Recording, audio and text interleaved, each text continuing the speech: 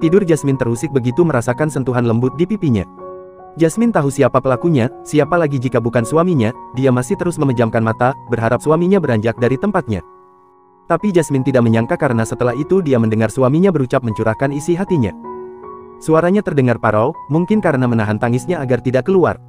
Tapi tak berapa lama pipi Jasmine basah, kemudian suaminya langsung mengusapnya. Dan Jasmine tahu jika saat ini suaminya menangis. Apalagi setelah terdengar isakan yang mulai keluar sambil dia terus berucap. Tapi setelah itu hanya terdengar kata di sela tangisan, tanpa ada pergerakan lagi di wajah Jasmine. Akhirnya Jasmine pun melihat jika saat ini suaminya menelungkupkan wajahnya pada sisi ranjang yang kosong di sebelahnya. Sakit, itu yang dapat Jasmine rasakan, mendengarnya saja sudah begitu menyesakkan dadanya, apalagi suaminya yang merasakannya, bahkan dari dia masih kecil di saat umur yang seharusnya bermain-main dengan teman sebayanya. Jasmine tidak bisa membayangkan betapa kesepian suaminya selama ini. Perlahan Jasmine mengangkat satu tangannya, kemudian dia arahkan ke kepala suaminya, mengelusnya lembut dan terus mengucapkan kata untuk menenangkannya. Kemudian Jasmine pun bangun dan turun dari ranjang, lalu duduk di sebelah suaminya, mengangkat kepalanya agar menghadap ke arahnya, menghapus air mata yang tiada henti-hentinya menetes, hingga tak sanggup lagi, Jasmine membawa suaminya dalam dekapannya. Tangis suaminya terdengar memilukan, Jasmine ikut menangis, tapi dia langsung menghapus air matanya sendiri, dia tidak mau kalau suaminya berpikir jika dirinya hanya iba dan kasihan. Jasmine tidak menginginkan itu. Baru kali ini Jasmine melihat sisi lain dari suaminya.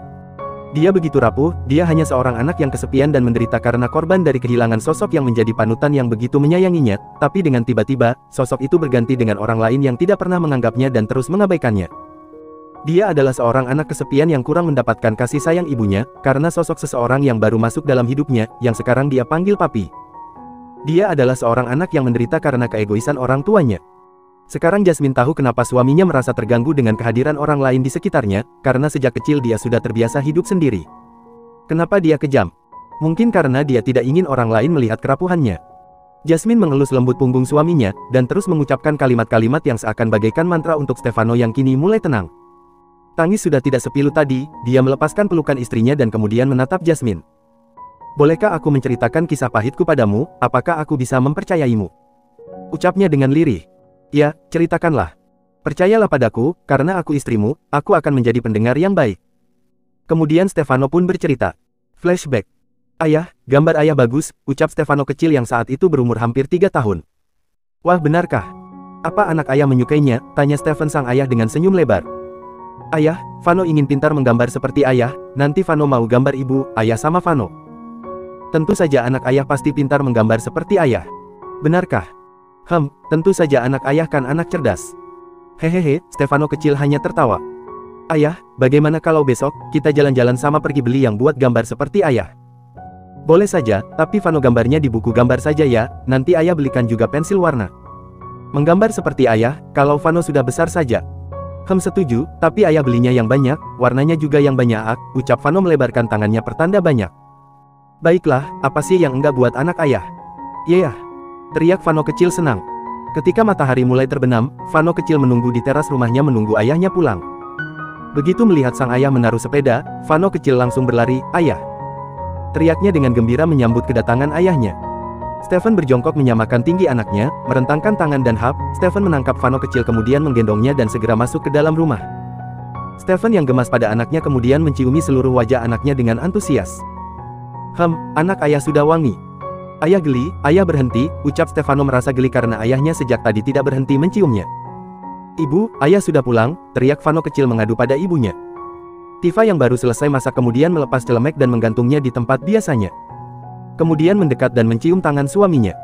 Vano sini sama ibu dulu, biarkan ayah mandi dulu nak, ucap Tifa pada putra kecilnya. Tidak mau, Vano mau digendong sama ayah. Jawab Vano ketus. Vano gak boleh begitu bicara sama ibu. Benar kata ibu, ayah mandi dulu ya. Banyak kuman menempel di tubuh ayah, jadi ayah harus mandi, oke? Iya, tapi abis ini nanti kita beli yang buat gambar ya, ya. Ucap Vano penuh harap. Vano beli alat gambarnya nanti saja ya sayang, kalau ayah libur kerja. Ayah pasti capek baru pulang, bujuk Tifa pada anaknya, melihat wajah suaminya yang terlihat lelah. Tidak mau. Vano maunya sekarang. Marah Stefano. Sudah, iya nanti kita beli ya, tapi ayah mandi dulu ya. Stefano kecil pun menganggukkan kepalanya. Kemudian Stefan menurunkan Vano dari gendongannya dan didudukkan di kursi yang ada di ruang makan. Lalu Stefan menuju kamarnya untuk segera membersihkan diri. agar bisa segera mengantarkan anaknya membeli apa yang diinginkannya sejak kemarin. 15 menit, waktu yang Stephen gunakan untuk mandi. Dia memakai kaos berwarna putih dan celana pendek selutut berwarna hitam, kemudian melangkah menuju meja makan, di mana anak dan istrinya sudah menunggu. Kakak yakin mau pergi sekarang, tidak nanti-nanti saja. Kakak pasti capek. Nanti biar aku bujuk Vano lagi. Tidak perlu, kakak tidak apa-apa, capek kakak sudah hilang begitu melihat senyum Vano. Kamu tidak usah mengkhawatirkan kakak, ucap Stephen mengelus rambut Tifa. Ayo ayah kita pergi sekarang, kata Vano yang sudah tidak sabar. Kita makan dulu ya sayang, ucap Tifa. Stefano menatap ayahnya penuh harap. Hingga Stephen berucap kepada anaknya, iya nak, sebaiknya kita makan dulu, ayah lapar, ayah belum makan. Vano kemudian mengangguk mengiyakan ucapan ayahnya. Setelah acara makan selesai, Stephen menggandeng putranya keluar rumah dan berpamitan pada istrinya. Kakak pergi dulu ya. Tidak apa-apakan di rumah sendirian. Kakak cuma sebentar. Iya kak, tidak apa-apa. Kakak hati-hati ya. Iya. Kemudian Stephen membantu anaknya naik di boncengan. Vano pegangan yang kuat ya. Kakinya direntangkan yang lebar. Kalau nanti di jalan mengantuk, jangan lupa bilang ke ayah, ucap Stephen berpesan pada anaknya sebelum menjalankan sepedanya. Mereka menyusuri jalanan yang naik turun. Stephen terus mengajak ngobrol anaknya agar tidak mengantuk, sesekali mereka bernyanyi bersama. Hingga akhirnya, terdengar suara benturan dua benda yang cukup keras. Saat di perempatan jalan dari arah kiri sebuah mobil melaju dengan kecepatan tinggi menabrak sepeda Stephen begitu keras. Hingga tubuh Stephen terpental jauh, kepalanya mengeluarkan banyak darah. Pengendara mobil itu turun untuk melihat korban. Di tengah kesadarannya Stephen melihat sepatu hitam mengkilat mendekat ke arahnya. Dia mendongak dan terkejut, dia berkata, tolong selamatkan anakku, aku mohon. Suara yang begitu lemah terus memohon, hingga pandangannya beralih pada seseorang lain yang berada di belakang mobil penabrak. Stephen mengucapkan satu kata tanpa bersuara hingga akhirnya dia tidak sadarkan diri. Penabrak itu tiba-tiba ketakutan dan bukannya menolong dia kembali ke mobilnya dan langsung membawa mobilnya segera pergi dari tempat itu. Karena paniknya dia, sehingga dia tidak menyadari bahwa di belakangnya ada seseorang yang berdiri di samping mobil lainnya. Seseorang parubaya itu mendekat, dia mengangkat kepala Stephen dan dibawa ke pangkuannya, dan air matanya jatuh begitu saja. Dia memanggil sopir yang bersamanya, untuk membantu Stephen dan Stefano agar segera dibawa ke rumah sakit terdekat. Begitu sampai di rumah sakit mereka langsung dibawa ke IGD. Tifa yang mendapat kabar buruk itu langsung berlari ke rumah sakit. Dia menangis di sepanjang perjalanan menuju tempat tujuan. Tuhan tolong selamat mereka. Aku mohon Tuhan. Hanya merekalah yang membuat aku bisa bertahan sejauh ini. Aku mohon. Tangis Tifa pilu. Sesampainya Tifa di sana, dia menanyakan korban kecelakaan itu. Tifa langsung menuju tempat yang tadi resepsionis katakan. Tifa berdiri mematung melihat ayah Stephen sudah berada di sana bersama seorang pria dan bibi Lu pelayan pribadi Stephen sebelum Stephen pergi meninggalkan rumahnya. Mereka semua menunggu hasil pemeriksaan, begitu dokter keluar Tifa bergegas disusul ayah mertuanya menghampiri dokter yang memeriksa keduanya. Dokter bilang, Stefano mengalami benturan, dan diperlukan pemeriksaan lebih lanjut. Sambil menuju pemeriksaan itu, Vano bisa dipindahkan ke ruang rawat. Tapi kondisi Stephen saat itu kritis, terjadi pendarahan di kepalanya, dan harus dioperasi saat itu juga untuk menghentikan pendarahannya. Kini Vano kecil sudah dipindahkan ke ruang rawat, walaupun saat ini dia belum sadarkan diri. Setelah dia bangun, tiba-tiba dia berteriak histeris, "Ayah, di mana ayah? Kenapa semuanya gelap? Ayah, ayah!" Panggil Vano menangis mencari ayahnya. Tifa yang baru masuk ke dalam ruangan anaknya, setelah tadi berbicara dengan ayah mertuanya, begitu terkejut mendengar Vano berteriak. "Vano tenang sayang, ini ibu," ucap Tifa menenangkan anaknya. "Ibu, ayah di mana ibu?" "Vano ingin bertemu ayah," ibu jawab bu. "Dan kenapa di sini gelap, ibu sekarang kita di mana?" "Ibu, Vano takut ibu." "Ayah Vano takut." "Ibu, Vano tidak bisa melihat," jerit Vano dengan air mata yang bercucuran. Tifa langsung memencet tombol yang ada di sana memanggil dokter untuk memeriksa anaknya. Tak lama pun dokter datang, Tifa menjelaskan pada dokter tentang apa yang tadi putranya katakan, dokter pun segera memeriksa mata Stefano. Sepertinya putra ibu kehilangan penglihatannya karena benturan yang terjadi di kepalanya karena kecelakaan tadi, bu. Untuk lebih jelasnya kita tunggu hasil pemeriksaan yang tadi kita lakukan, jelas sang dokter. Apa dokter? Apa yang dokter katakan? Ini tidak mungkin dok. Ini tidak mungkin, ucap Tifa dengan tubuh yang meluruh ke lantai. Ibu, tenang dulu. Bagaimana aku bisa tenang dok, mendengar berita buruk ini? Teriak Tifa. Tanpa mereka sadari, Stefano turun dari brangkar. Dia mencabut selang infus kasar. Tangannya meraba-raba menggapai udara kosong. Hingga tiba-tiba, Vano menabrak kursi dan dia terjatuh di lantai. Seketika mereka langsung menoleh dan berlari ke arah Vano. "Vano, apa yang kamu lakukan, nak?" "Ibu, Vano mau cari ayah, bu." "Lepaskan. Vano ingin bertemu dengan ayah." Stefano mengamuk, hingga akhirnya perawat memberikan obat bius, agar dia tenang. Setelah tenang Stefano ditidurkan kembali di brankarnya. Flashback off. Sejak saat itu, ayah pergi, ayah tidak pernah kembali, aku tidak tahu ayah ada di mana. Kata ibu, ayah pergi ke tempat yang jauh, jauh sekali. Sampai ketika aku berumur 11 tahun, aku tahu semua jawabannya, aku tahu kenapa ayah pergi dan tidak kembali, aku merasa bersalah atas kepergian ayah. Ini semua memang salahku. Seandainya aku bisa kembali ke masa itu, aku akan menuruti perkataan ibu, aku tidak akan mengajak ayah pergi saat itu juga, aku tidak akan. Ucap Stefano sudah tidak sanggup lagi meneruskan kata-katanya. Lidah Jasmine keluh. Dia tidak bisa mengatakan apa-apa lagi mendengar cerita suaminya. Bagaimana perasaannya? Bagaimana dia melewati semuanya sendirian? Jasmine tidak sanggup mengucapkan kata-kata walau hanya sekedar kalimat penenang. Jasmine hanya bisa memeluk suaminya erat, hanya untuk sekedar menyalurkan sedikit kekuatan. Dia terus mengelus punggung suaminya yang bergetar, karena terus menangis membuka luka lamanya. Sakit sekali rasanya, kenapa ini terjadi padaku? Tidak cukup saat itu, aku juga harus kehilangan adikku, bahkan orang-orang yang selama ini menjagaku, kenapa tidak aku saja? Kenapa tidak aku saja yang pergi? Tambah Stefano masih dalam tangisannya. Jangan berkata seperti itu, Anda tahu jika Anda berkata seperti itu, akan membuat mami Anda sedih. Apa Anda tidak sedikit pun memikirkan perasaanku? Anda tidak boleh berkata seperti itu lagi, aku benci mendengarnya. Tangis Stefano semakin terisak, dia terus menepuk dadanya pelan, berharap rasa sesak di hatinya bisa hilang. Tapi sayangnya, rasa sakit itu masih tetap ada, tidak akan pernah hilang, akan terus membekas di dalam hati sampai kapanpun. Tak lama hembusan nafas Stefano mulai terdengar teratur. Wajah yang sudah hampir setengah jam menangis terseduh-seduh kini mulai tenang. Karena mungkin terlalu lama menangis, Vano yang lelah akhirnya tertidur dalam dekapan hangat istrinya. Jasmine menunduk untuk melihat wajah suaminya, kemudian dia menghapus sisa-sisa air mata yang masih membasahi pipinya dengan lembut dan sangat hati-hati, takut mengusik tidur suaminya yang belum terlalu lama. Jasmine meraih selimut di atas ranjang di belakangnya dengan perlahan. Lalu dia bentangkan untuk menyelimuti tubuh mereka berdua. Karena tidak mungkin Jasmine memindahkan tubuh Stefano yang lebih berat darinya, ataupun untuk membangunkannya. Jadi Jasmine memilih tidur dalam posisinya saat ini dengan bersandar pada tepi ranjang. Walaupun Jasmine tahu mungkin badannya akan sakit semua ketika bangun nanti. Di tengah malam Stefano terbangun merasakan badannya yang sakit semua. Dia melihat istrinya yang memeluknya erat. Stefano tersenyum. Perasaannya sedikit lega menceritakan hal yang selama ia pendam sendirian. Walaupun dirinya belum menceritakan semuanya. Kemudian dia menyingkirkan tangan istrinya pelan-pelan, lalu dia bangun dan mengangkat tubuh mungil istrinya dan direbahkannya di atas ranjang. Stefano pun ikut merebahkan diri di samping istrinya. Mencium lembut kening istrinya. Kemudian menyusulnya ke alam mimpi. Cahaya keemasan sang surya menerobos masuk jendela kamar yang sudah dibuka tirainya. Seorang gadis tampak tidur di ranjang dengan lelapnya, sama sekali tidak terganggu dengan cahaya yang menyilaukan mata itu. Dia hanya mengambil bantal untuk menutupi wajahnya agar tidak terkena terpaan cahaya. Dan kembali terlelap lagi. Stefano yang baru keluar dari kamar mandi hanya dengan mengenakan handuk putih sebatas pinggang dan membiarkan dada bidangnya terpampang, setelah menghabiskan cukup lama menyelesaikan ritual mandinya. Dia tersenyum mendapati pemandangan yang menggemaskan di depan matanya.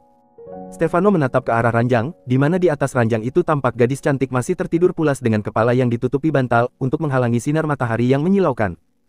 Dia mendekat, kemudian mengambil pelan bantal itu. Jasmine hanya menggeliat tidak berniat untuk bangun, apalagi tidak terasa lagi cahaya mengusik tidurnya.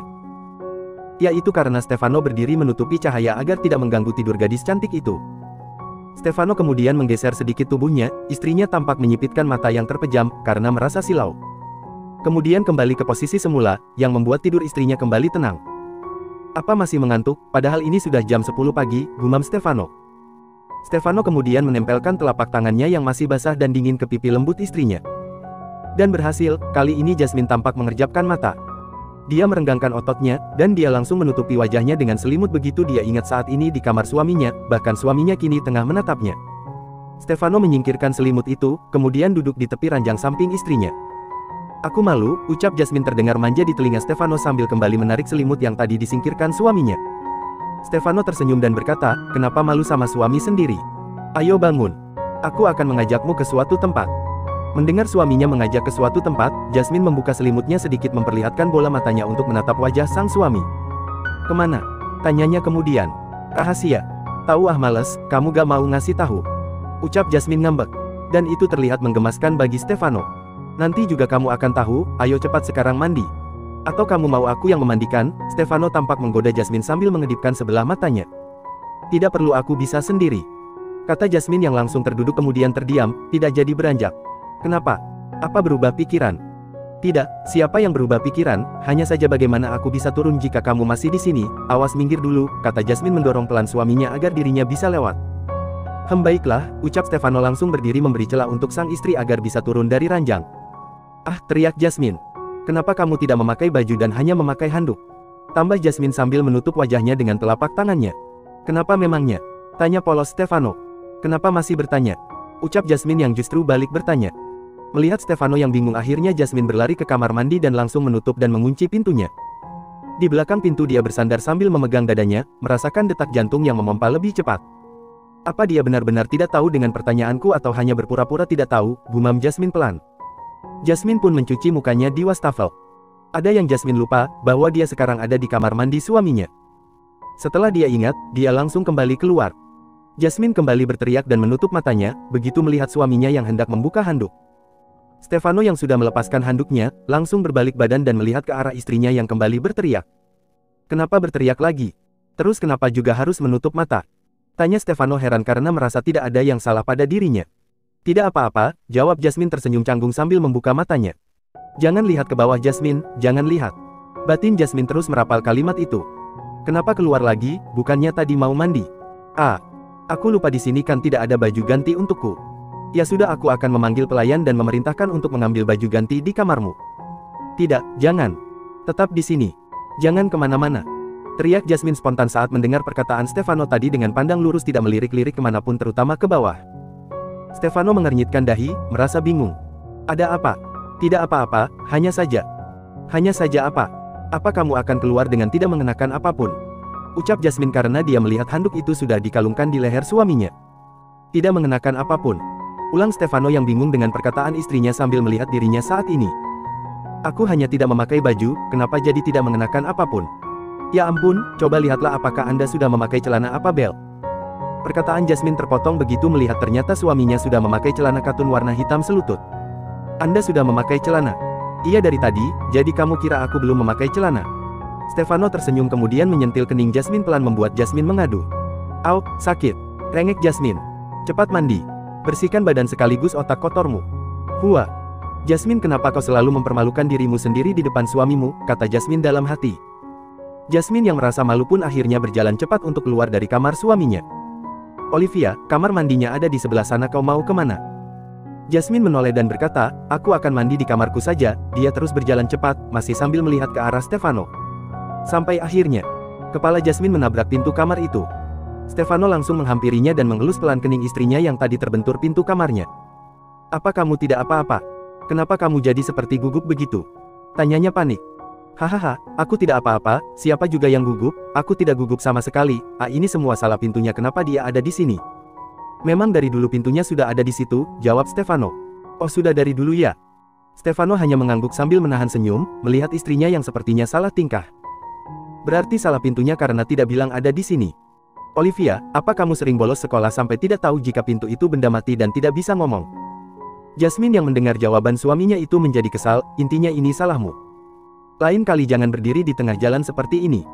Marah Jasmine kepada pintu yang tidak bersalah, kemudian menendang pintu itu. Au, ringis Jasmine. Kakinya begitu sakit setelah menendang pintu itu. Kamu tidak apa-apa. Ya, aku baik-baik saja. Kamu tenang saja, ucap Jasmine menahan sakit pada kakinya. Stefano hanya menggeleng-gelengkan kepala melihat tingkah konyol istrinya. Jasmine yang sudah tidak bisa menyembunyikan rasa malu lagi segera berlari meninggalkan suaminya. Melihat istrinya yang buru-buru pergi. Tawa Stefano pecah setelah sudah cukup lama dia menahannya. Tawa yang sudah cukup lama jarang sekali terlihat.